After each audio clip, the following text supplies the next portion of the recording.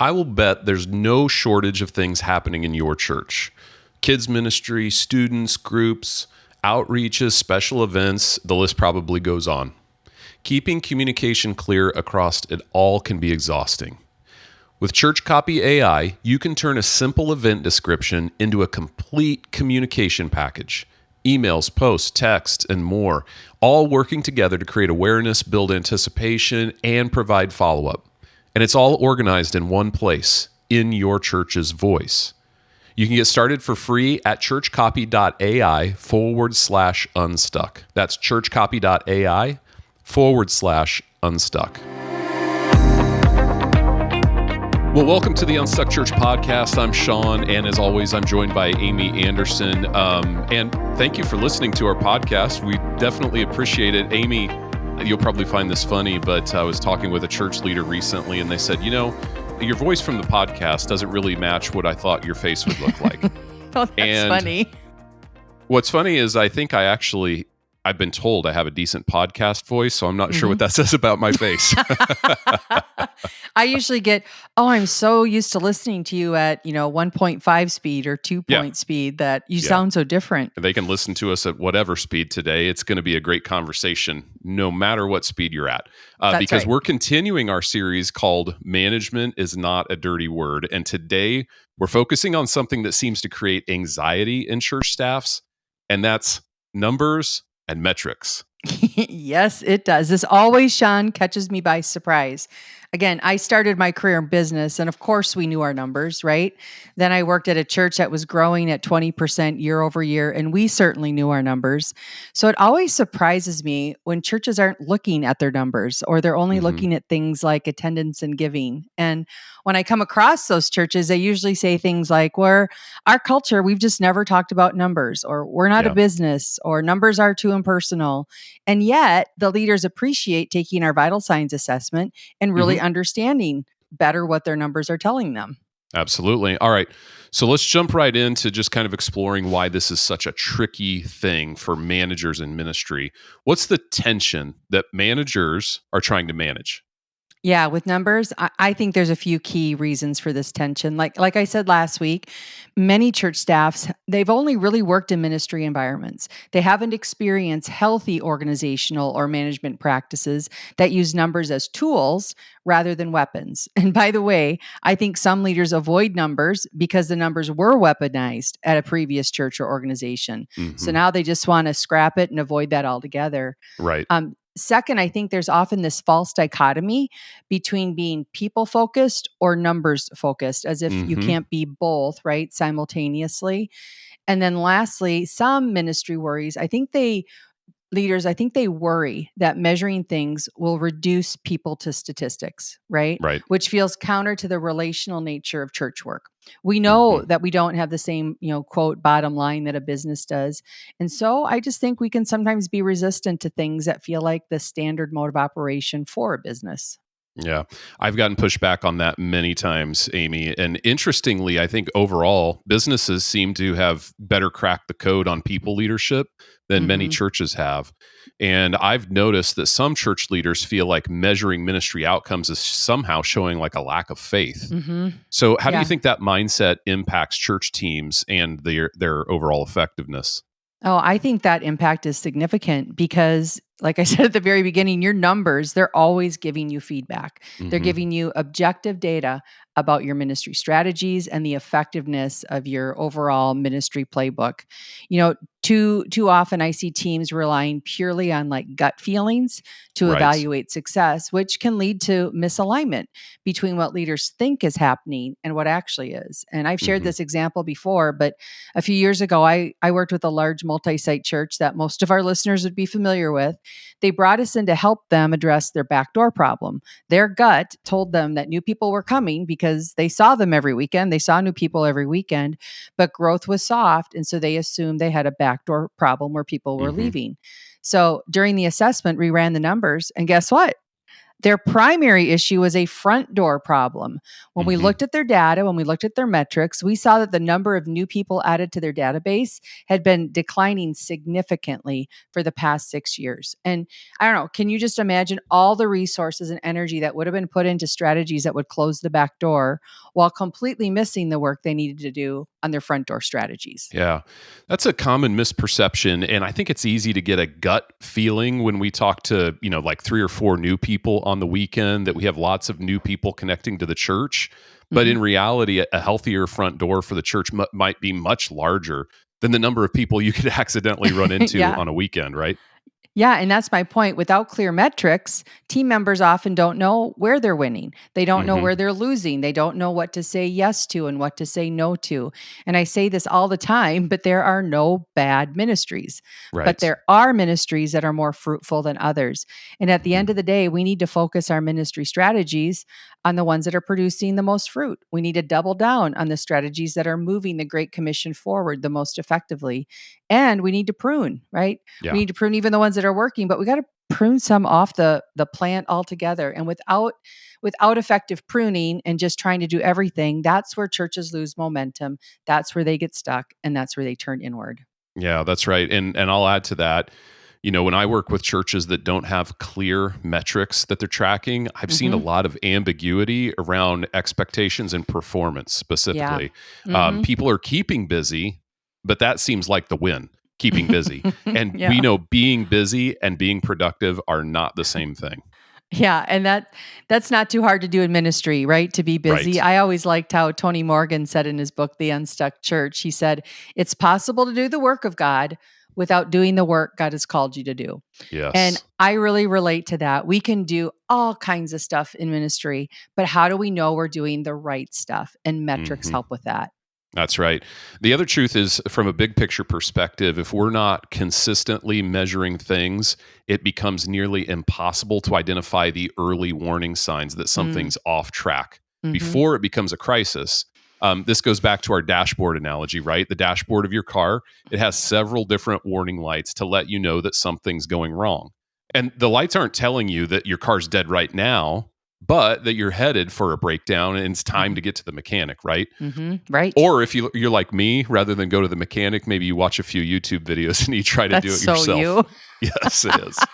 Doesn't always lead to great outcomes. So No. maybe that's a metric too. But our metrics within our church teams are exactly the same thing. They're Mhm. early indicators of coming unhealth.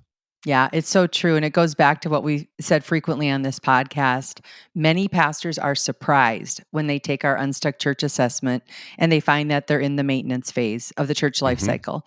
Because most of the time, these churches are just at the beginning of that maintenance phase. So Yeah. they still have some growth, although it's slowed. Giving is still up and to the right, but they're losing momentum. They're baptizing, but it's fewer people, Yeah. complexities creeping in through overprogramming. And typically the vision at the church has gotten a little bit stale. So they Hmm. don't realize they're dropping into maintenance. So, in your analogy there, knowing your numbers helps you get ahead of any loss of momentum. The right measurements will alert you before you get deeper into the maintenance phase, which is hard Hmm. to get out of. That's true. So let's talk solutions here. What's Mhm. a healthy approach to using numbers and measurement in a ministry context? I think the key is understanding that numbers aren't the enemy. They're actually Hmm. tools for clarity. This series, it's all about good management, and good managers bring clarity to what the wins are for their team and for their team members. And Yeah. numbers, they simply help define some of those wins in objective terms. For example, Sean, you and I served the Table Church in the Pittsburgh area this Hmm. past year.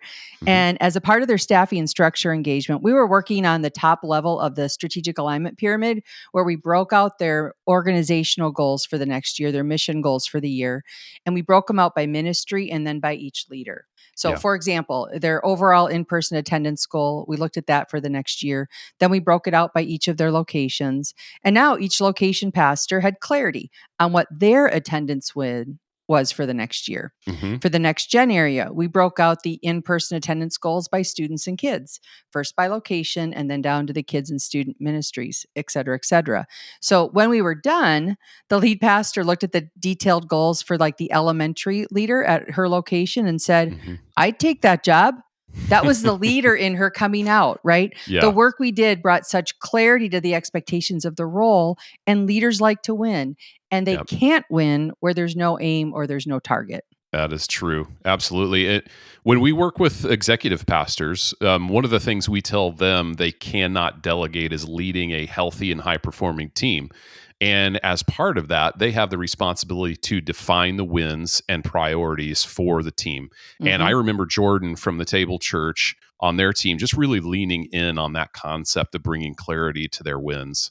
Oh, yeah. In fact, Sean, he was at the XP cohort that launched last spring, and he has taken ownership of building out their full alignment pyramid so Mhm. that the entire team can have better clarity on their wins and priorities. Which then leads me actually to my next point is that metrics should be tied directly to your mission and vision.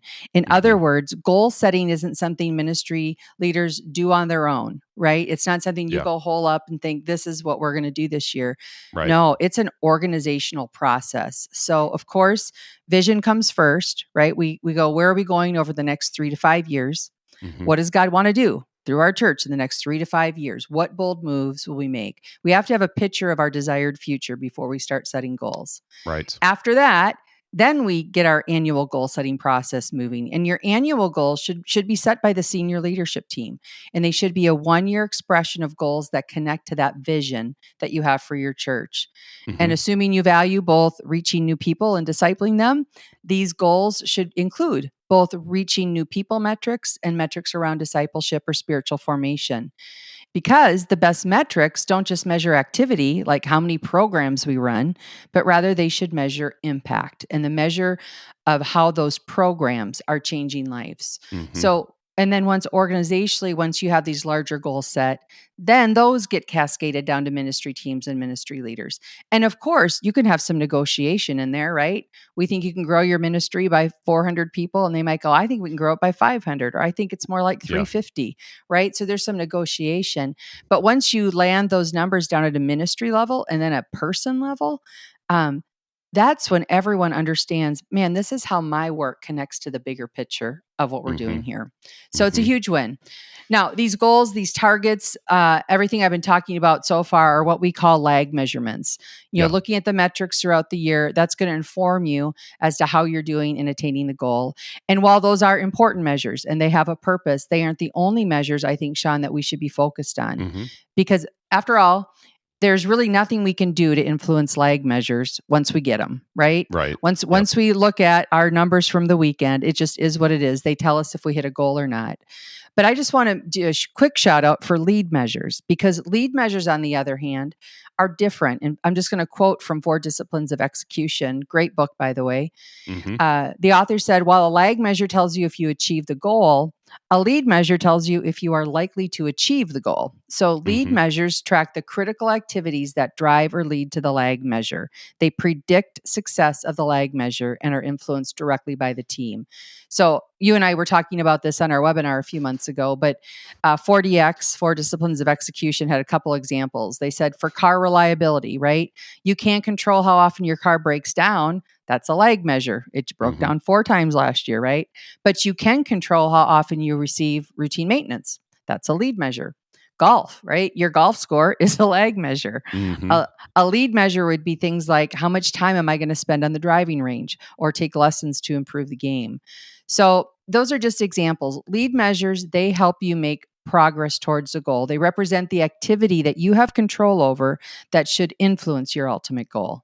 That's good. So, thinking about the ministry context, what are some examples of lead measures that a ministry leader might be looking at? Yeah, and I kind of like I probably flip back and forth. Sometimes I call them lead activities and sometimes lead Mhm. measures. But these are some examples of lead activities that you can put numbers to. So if you're a lead pastor, your lead activity could be something like the number of hours I'm going to dedicate to message research and writing every week, right? Mm. If you do that, you're probably going to have a better quality message, which is going to drive a better weekend, which is going to drive attendance up, right? Mhm. So you predetermine, this is how much time I'm going to spend. That's my lead activity so that we can hit that lag goal. If you're a ministry leader, the number of new people that you plan on connecting with on a weekend, Or if you're trying to engage more volunteer leaders into your ministry, this is the number of coffees I'm going to have each week Yeah. to meet with existing volunteers to invite them into a bigger role. And hopefully by doing those things, like I'm going to meet 10 new people a weekend, or I'm going to have one coffee a week to invite someone into a higher level of leadership role, Mm-hmm. it's just more likely at the end of that run, you're going to have more volunteers. You're going to Yeah. have more volunteer leaders engaged in your ministry. Mm-hmm. If you're a creative director or a weekend leader, you might predetermine this is the number of Purple Cow remarkable experiences our team's going to create each quarter or every Mm-hmm. year. And again, by putting that down in writing, and this is how I'm going to spend my time, it's probably going to relate in a better weekend and again, more attendance. So the key here is to be specific, naming the number of hours or fill in the blank that you're going to dedicate to things like your message writing process is far more specific than saying, I need more time to work on my message, right? Yeah. This Yeah. discipline of thinking through how you're going to spend your time will really inform your priorities, and it'll put you on a much better path to achieve the goals that you've set for yourself and the team. Yeah. That's really good. Amy, maybe you can share some practical tips for our ministry leaders that are listening who want to kind of introduce healthy measurement practices for their teams. Yeah, absolutely. If this is new to your team, I think it all starts by explaining the why behind the measurements. And here's what paying attention to your metrics does. Maybe there's a nugget in here for you. Number one, it lets you know if you're on mission. It answers the question, are we reaching new people? Are we helping people take steps to look more like Jesus? Is our church healthy, or are we losing Mm, momentum? So, linking it to that mission. The other thing metrics do, it makes you good stewards, really, of what God has entrusted to your church. Like, are we yeah. investing in the ministries that are producing life? Or are we wasting resources by holding on to old traditions or ministries that aren't producing fruit? Again, the metrics are going to give you better information to make better decisions, which leads me to my next one. It helps you make wise Hmm. decisions. Yes, I think the lead pastor does have some great gut instincts, but good metrics can support that gut feel, and good That's right. metrics can also redirect your thinking, like the church I mentioned earlier, if your gut is Hmm. off. Hmm. Lastly, the why behind metrics, it'll just align the team around common goals and provide clarity on where they need to focus. It'll help the team, right, be focused and productive instead of, like you said earlier, kind of scattered and busy. So, Yeah. whatever Yeah. your why is, those are some examples of what my why would be if I was a lead pastor, but you need to Hmm. start with a why with people. Second, and again, if this is a new muscle for your team, consider starting small. One church I'm working with now, they're a large church, over 3,000, and they just have never really worked with numbers.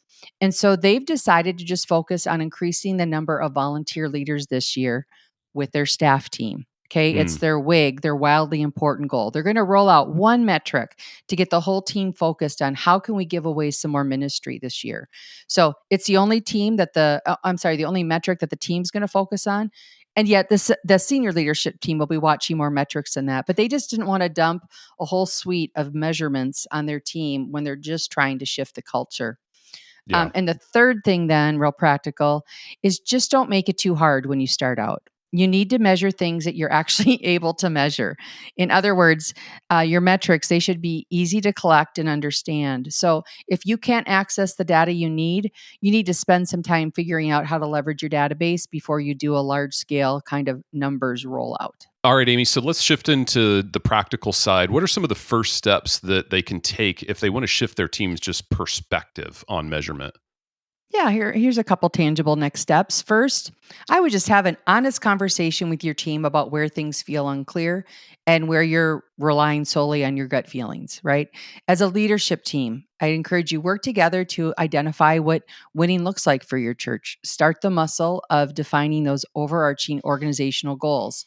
And for some churches, that's the starting point. Develop your big dashboard and then start tracking data. And if you Hmm. don't know what to measure, take our vital signs assessment. It gives you a great example of what reach and discipleship metrics you should be tracking. And even so, Sean, I want to give our listeners today a code at the end of the podcast where they can access the vital signs assessment for free. We That's value great. it that much. We want to get it into your hands. Hmm. Um, if you're a church that's already developed the muscle for the big dashboard, then I encourage you, your next step is just to take it to the next level and break it down by ministry areas. Then start tracking and help your teams know if they're on target or off target. And by the way, if they're on target, great, keep doing what you're doing. If they're off target, then work on the ministry and help them model for them. How do we modify our approach? How do we adapt our ministry strategy if we just can't get that thing to be growing where we really trusted God it would be by the end of the year? Mm-hmm. And if you've already done both of those things, you've got organizational goals, you've broken them down by ministry, then I would start the process of identifying your lead measures or those lead activities with your ministry leaders. And I would do it as a team, but just talk through, have them think through, how do we need to spend our time this year if these are the goals that we want to achieve? So bottom line, just start somewhere and then get better, right? Start That's somewhere good. and get better. Keep learning. Yep. Yeah. What about when team members push back on measurement? How can leaders address the resistance effectively? Yeah, this is where coaching skills really matter. First, just be sure to listen to them and understand their concerns. Honestly, there might be legitimate fears based on past experiences. I've heard just Mm-hmm. some nightmare stories about, again, how numbers have been weaponized. Instead of being things that bring clarity, it brings punishment. So you Yeah. might have some war wounds on your team.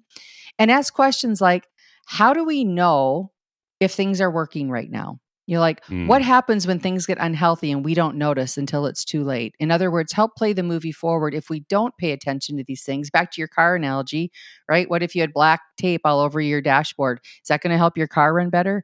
No, you're going to be at a deficit of information about what things you need to be working on. Right.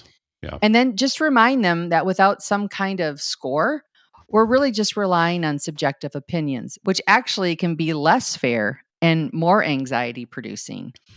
And lastly, if there's just continued resistance, I think it's, I'm going to pull out the Bible, but I think it's important to remember that Jesus used numbers. He used Mm. measurements and the Yeah. results tied to those measurements to make spiritual truths clear. So measuring doesn't replace faith. I think you said that at the beginning.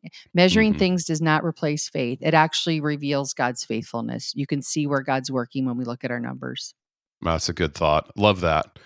All right. Well, this has been a really good conversation. Before we wrap up, any final thoughts from you? Yeah, I just remind leaders that numbers are servants, not masters.